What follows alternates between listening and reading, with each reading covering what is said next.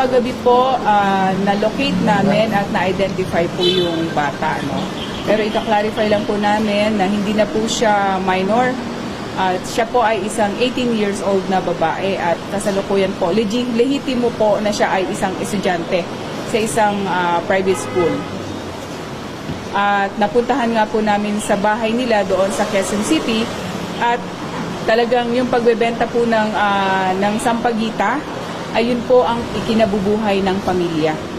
Ma'am, base sa nakita niyo, marami kasi nagsasabi yung netizens na sindikato ng ito,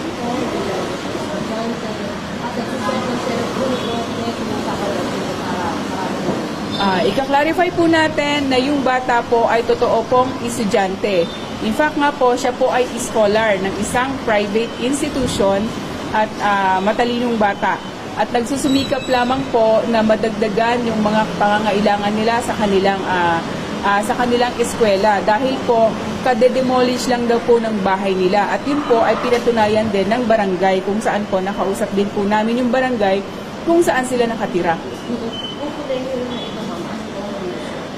Yung kolehiyo po, siya po ay naka-enroll sa BS Medtech. Oo, Medtech. Nasuot niya is yung pag sa previous school niya.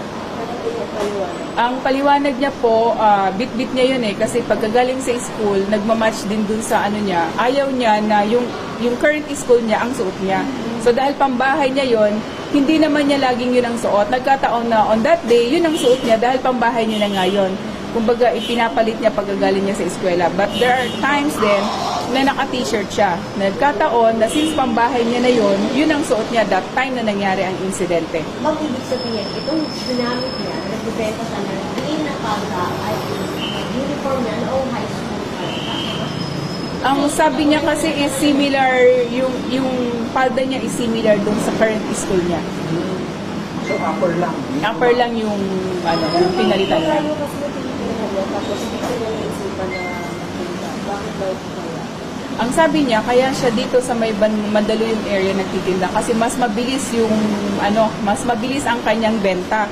At kung titingnan din po natin, isang sakay lang po siya sa bus from Mandaluyong to QC, tapos pwede na po siyang maglakad papunta doon sa kanilang bahay from EDSA. Pwede na pong lakarin or pwede rin po siya mag-tricycle base sa Kung bakit sa pagbusida na, anong pinagkakakitaan mo? Ang pinagkakataan po ng mga magulang is pagbebenta po ng sliced fruits sa kalye, no? Nagkakariton. At yan nga po, yung pagbebenta ng sampagita.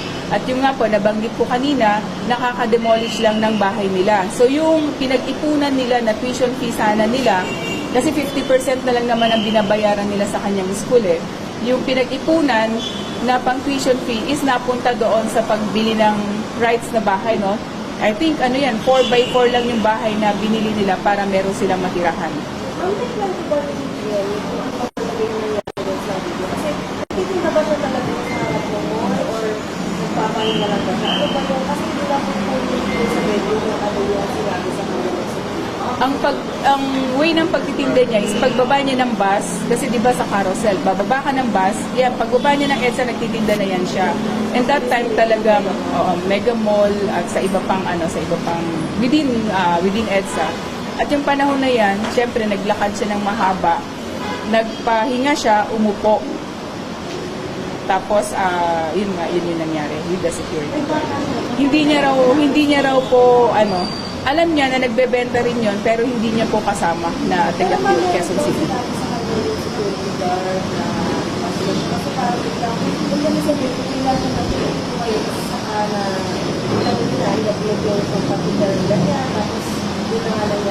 Yun po yung iimbisigahan natin and meron na pong lawyer na nag-a-assist sa kanila. So I will not divulge po kung ano yung talaga nangyari doon kasi yung lawyer po nakausap na niya ang magka-clarify po niyan.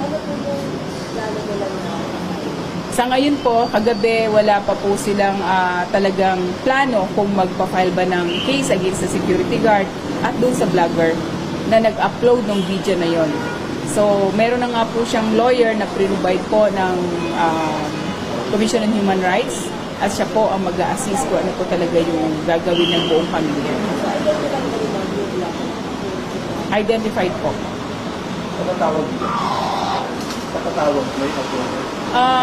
Depende po sa pamilya kung talagang magpupush po sila ng kaso against the vlogger at saka doon sa security guard. Kasi sa kagabi po is wala pa po silang desisyon. Kaya kami po ay nag-aantay ng kanilang desisyon kasi po yung klase po ng bata is from Monday to Saturday. Ayaw po niyang maistorbo yung kanyang klase kasi inaalagaan niya po yung grades niya dahil nga po siya ay isang scholar ng private institution.